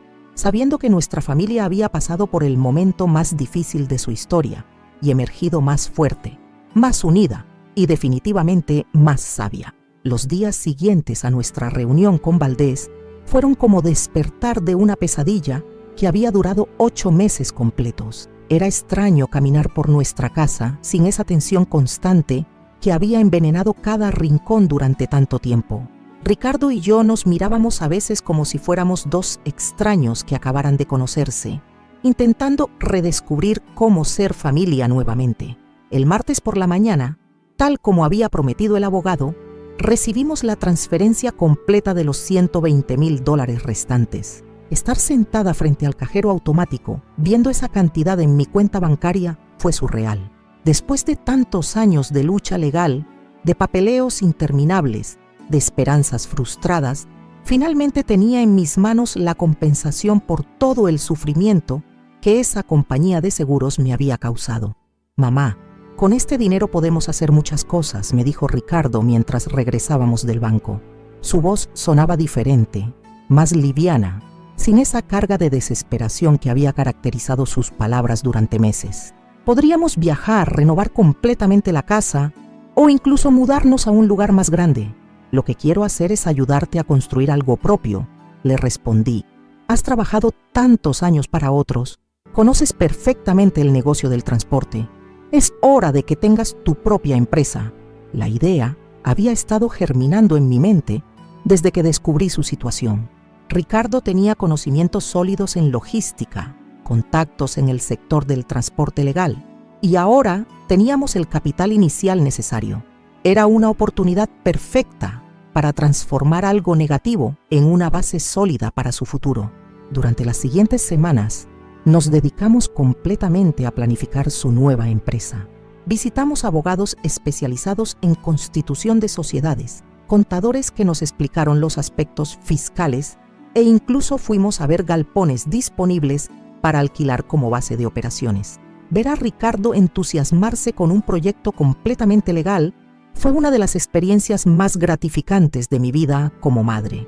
Sus ojos brillaban cuando hablaba sobre rutas de entrega eficientes, sobre contratos con empresas respetables, sobre la posibilidad de generar empleos honestos para otras personas. ¿Sabes qué nombre quiero ponerle a la empresa?, me preguntó una tarde mientras revisábamos documentos legales en la mesa de la cocina. Transportes Herrera, en honor a la mujer que me salvó cuando estaba completamente perdido. Sentí lágrimas formándose en mis ojos. Durante los peores momentos de nuestra crisis, había pensado que tal vez Ricardo había dejado de amarme, que me veía únicamente como una carga. Descubrir que quería honrarme con el nombre de su empresa fue una validación emocional que no sabía que necesitaba tan desesperadamente.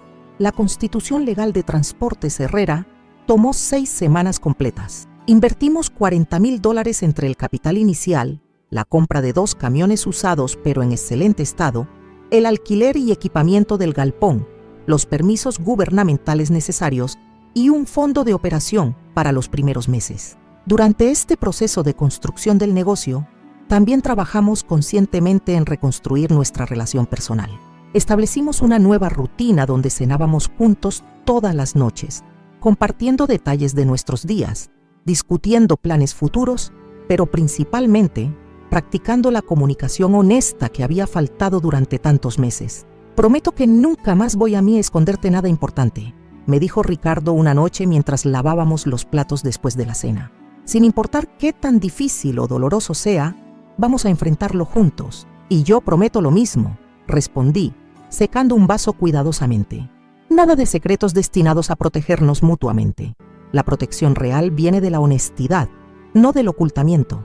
Fue durante esta época de reconstrucción que comprendí realmente cuánto daño habíamos causado con nuestras intenciones aparentemente nobles. Ricardo había pasado 8 meses atormentándose con la idea de mi muerte inminente, mientras yo había vivido con el peso de ocultar una enfermedad que ni siquiera tenía. Los dos habíamos sufrido innecesariamente por amor mal comunicado. El primer contrato de Transportes Herrera llegó en agosto, apenas 2 meses después de nuestra crisis de enero. Era un acuerdo con una fábrica textil de Rosario para entregar productos terminados a comercios en toda la provincia de Santa Fe. No era un contrato gigantesco, pero representaba el inicio legítimo de la nueva vida profesional de Ricardo. Mamá, ¿te das cuenta de que exactamente hace un año yo estaba transportando mercaderías ilegales, arriesgando ir a la cárcel, destruyendo mi vida por desesperación? Ricardo reflexionaba mientras preparábamos los documentos para la primera entrega oficial. Y ahora tengo mi propia empresa legal, empleados que dependen de mí, un futuro que puedo construir con orgullo. Ver esa transformación tan radical en tan poco tiempo me llenaba de orgullo maternal, pero también de gratitud hacia el destino. Si aquella carta del abogado no hubiera llegado exactamente cuando llegó, si yo no hubiera decidido confrontar a Ricardo aquella mañana helada, si él no hubiera tenido el coraje de confesar su situación, nuestra historia podría haber terminado en tragedia absoluta. Para diciembre, Transportes Herrera había crecido considerablemente. Ricardo había contratado 5 empleados, tenía contratos regulares con 8 empresas diferentes y ya estaba considerando la compra de camiones adicionales para expandir las operaciones. El próximo año quiero abrir una sucursal en Santa Fe, me contó durante uno de nuestros paseos dominicales por el centro de Rosario. Hay mucha demanda de servicios de transporte confiable en esa zona y tenemos la experiencia para hacerlo bien. Pero más allá del éxito comercial, lo que más me emocionaba era ver cómo Ricardo había recuperado la confianza en sí mismo. Durante los meses de actividades criminales, había vivido en constante ansiedad, siempre mirando por encima del hombro, incapaz de relajarse completamente. Ahora dormía tranquilo, sonreía genuinamente, hacía planes a largo plazo sin temor. Una tarde de octubre, mientras organizábamos fotografías familiares antiguas, encontramos una imagen de Ricardo a los 17 años, justo después de mi diagnóstico de cáncer de mama.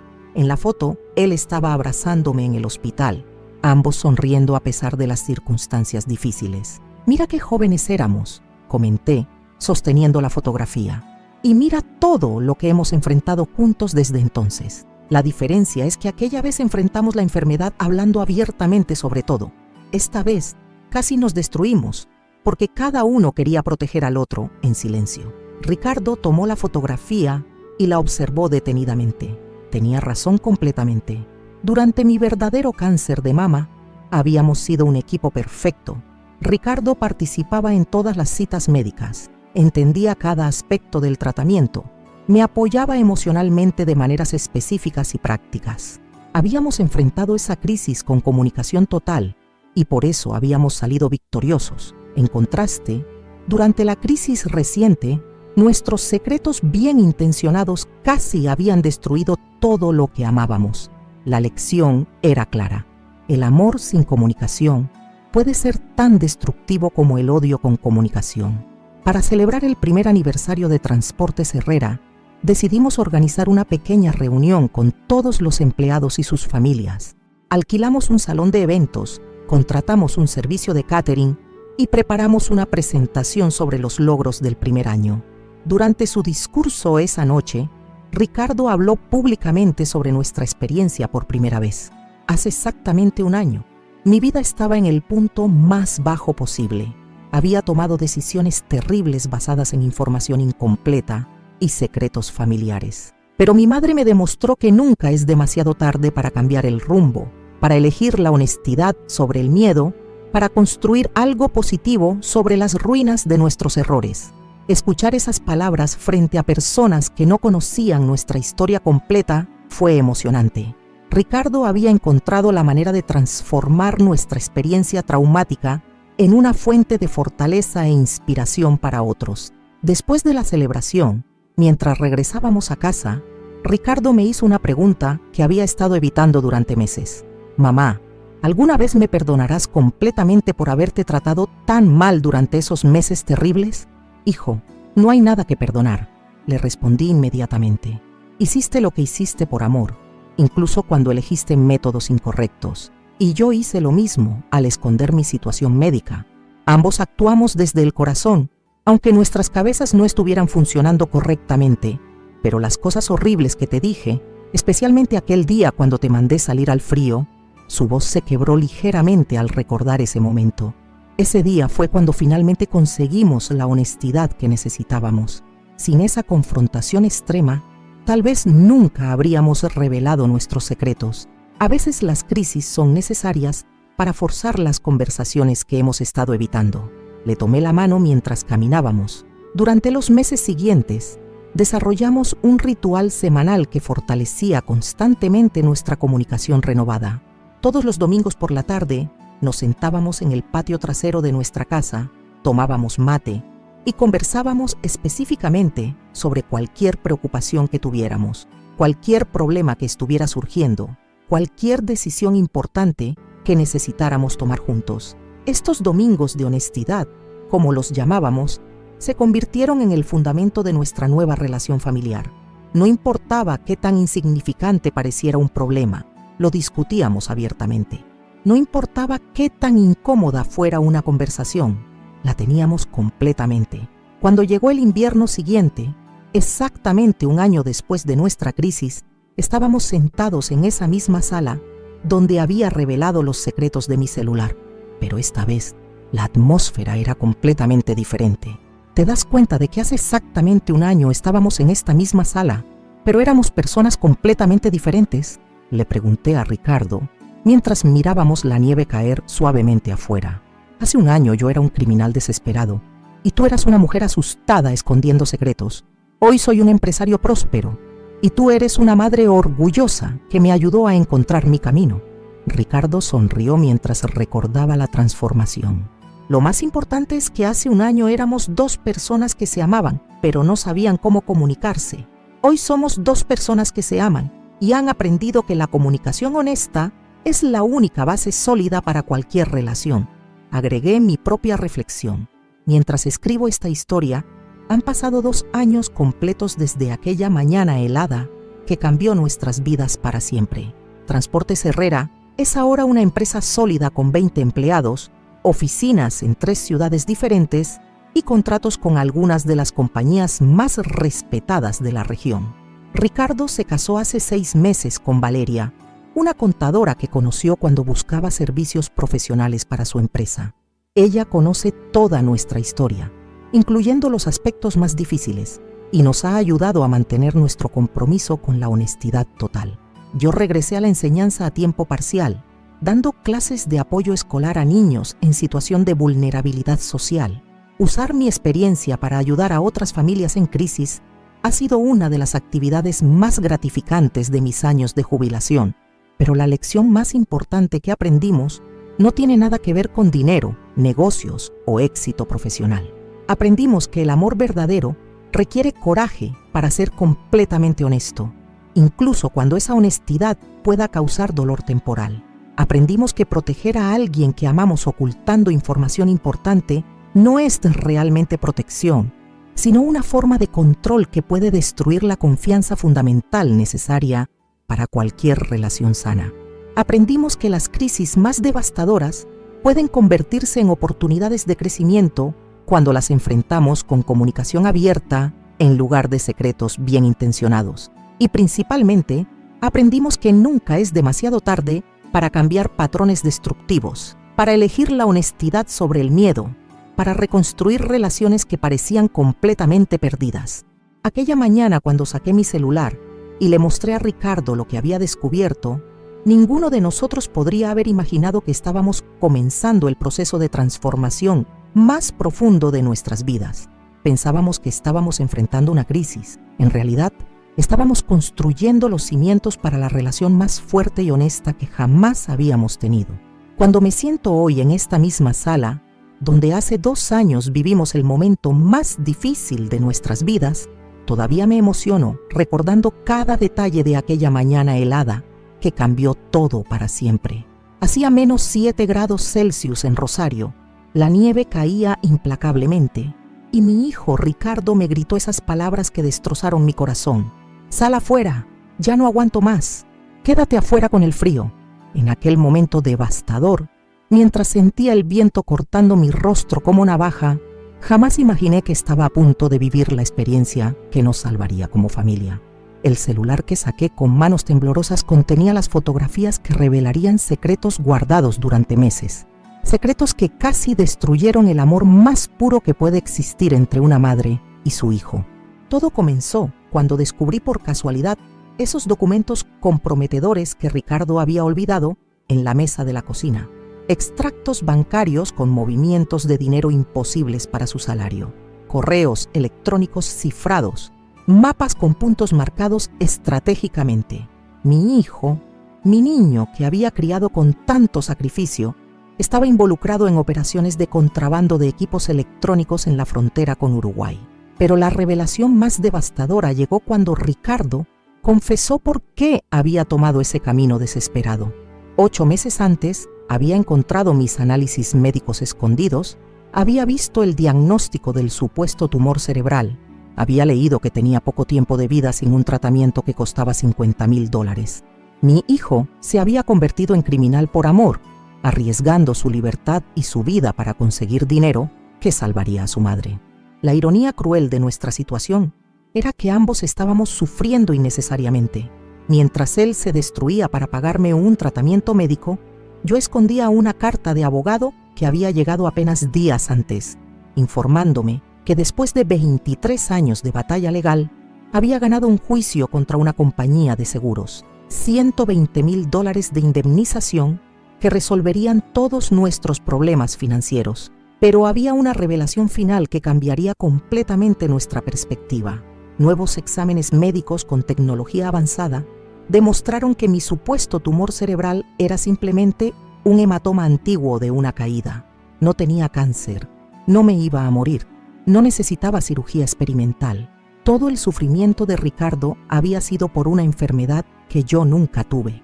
La parte más aterrorizante de nuestra historia fue cuando tuvimos que enfrentar a las personas peligrosas con quienes Ricardo se había involucrado. Valdés, el jefe de la organización criminal, no era simplemente un prestamista que aceptaría el pago de una deuda. Era alguien que veía a Ricardo como una pieza valiosa de su operación, alguien que no permitiría salidas fáciles de su mundo ilegal. Recuerdo vívidamente aquella noche en el galpón industrial cuando me enfrenté cara a cara con Valdés. Llevaba una maleta con $90,000 en efectivo, pero más importante, llevaba 40 años de experiencia como educadora negociando con personas difíciles. Le expliqué que los $90,000 no eran simplemente pago de una deuda, sino compensación por los negocios futuros que perdería sin Ricardo.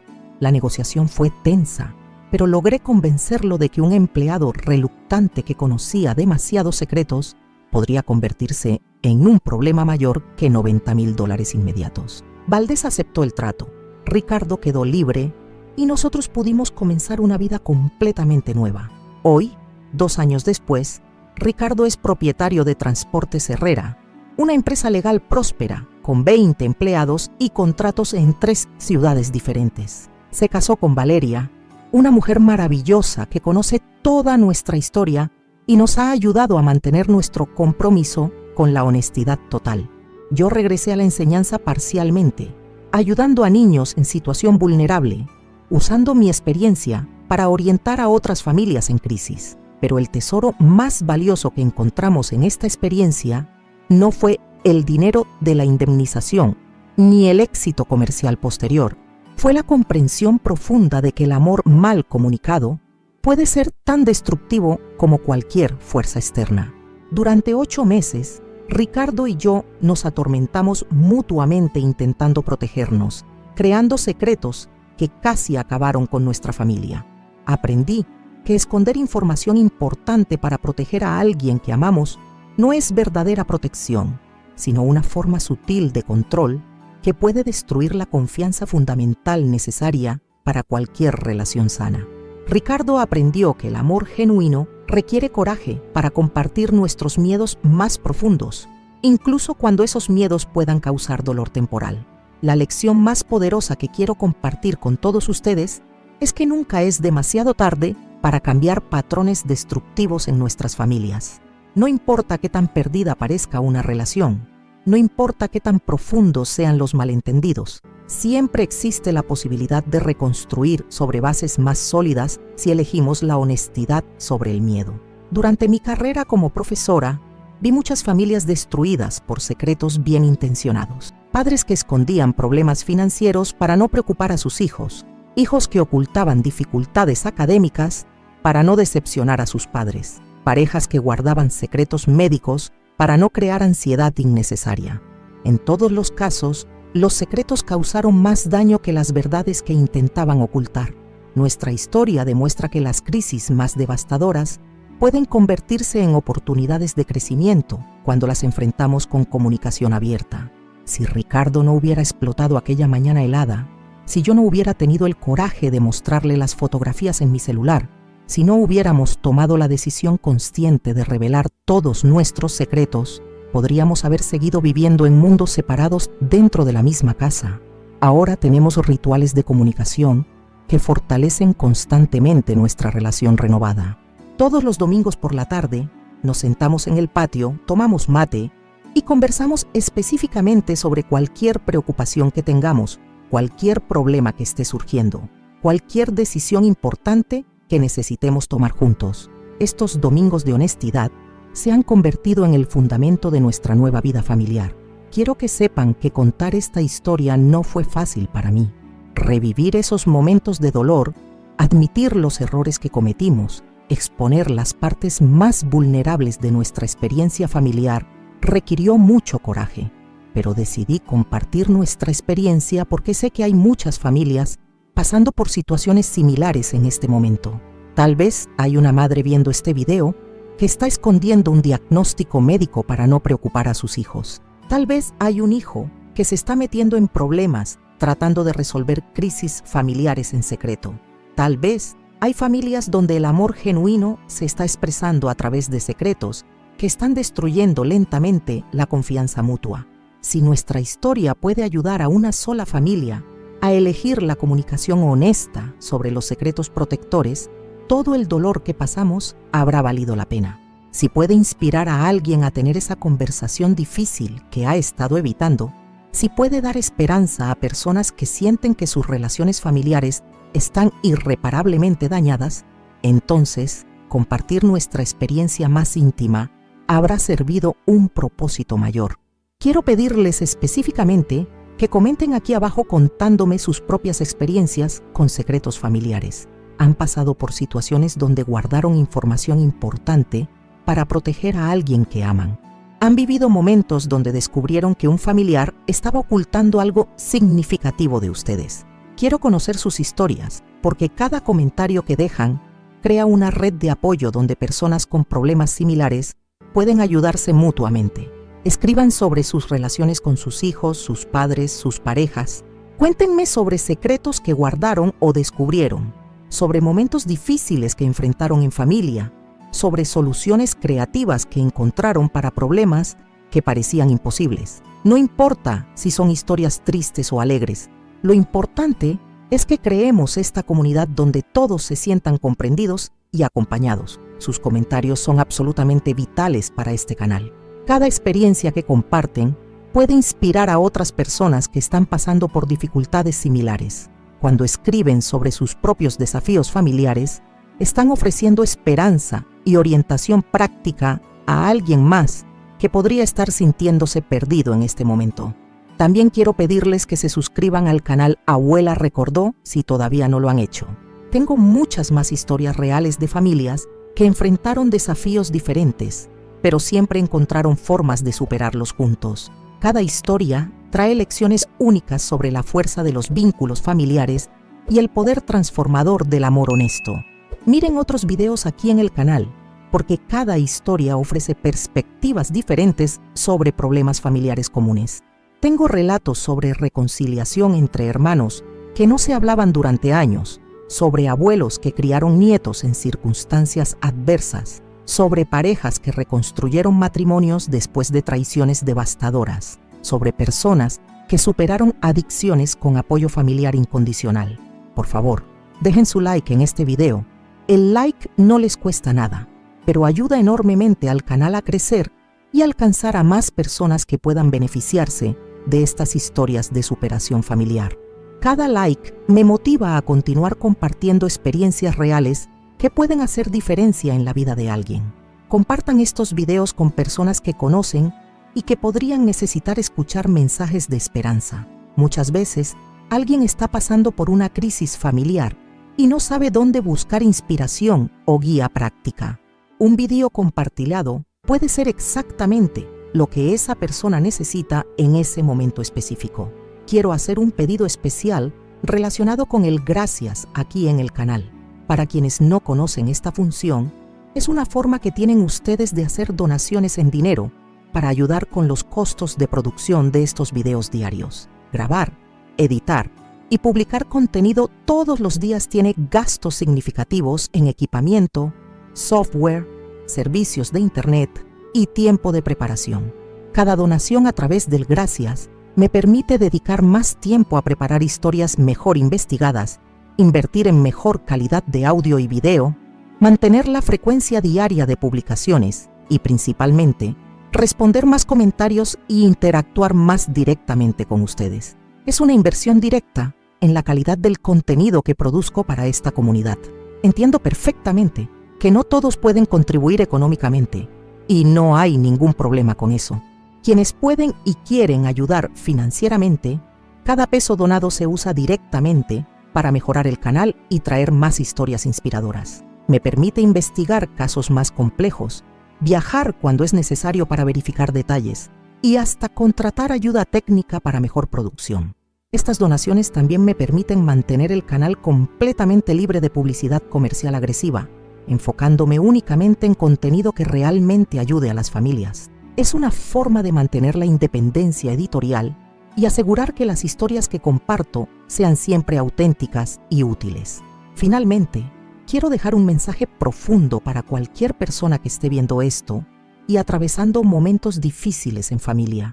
Sé que a veces parece que no hay solución posible, que las personas que más amamos se han convertido en extraños, que los problemas son demasiado grandes para ser resueltos. Yo también pensé exactamente eso durante los peores momentos con Ricardo, pero les aseguro que siempre existe una conversación que todavía no han tenido. Siempre hay información que aún no han descubierto. Siempre hay un enfoque que no han intentado todavía. Lo importante es nunca rendirse ante el amor verdadero, incluso cuando ese amor parezca imposible de expresar o recibir apropiadamente. Recuerden que detrás de comportamientos aparentemente incomprensibles, generalmente existe dolor, miedo o desesperación. Intenten escuchar más allá de las palabras hirientes. Traten de entender más allá de las acciones que los lastiman. Muchas veces, las personas que más nos hacen sufrir son precisamente aquellas que más necesitan nuestra comprensión y paciencia. Gracias por haber seguido esta historia hasta el final, por permitirme compartir la experiencia más transformadora de mi vida, por ser parte de esta comunidad donde podemos ayudarnos mutuamente a construir familias más fuertes y honestas. Nos vemos en el próximo video del canal Abuela Recordó, donde seguiremos explorando juntos el poder sanador del amor familiar auténtico.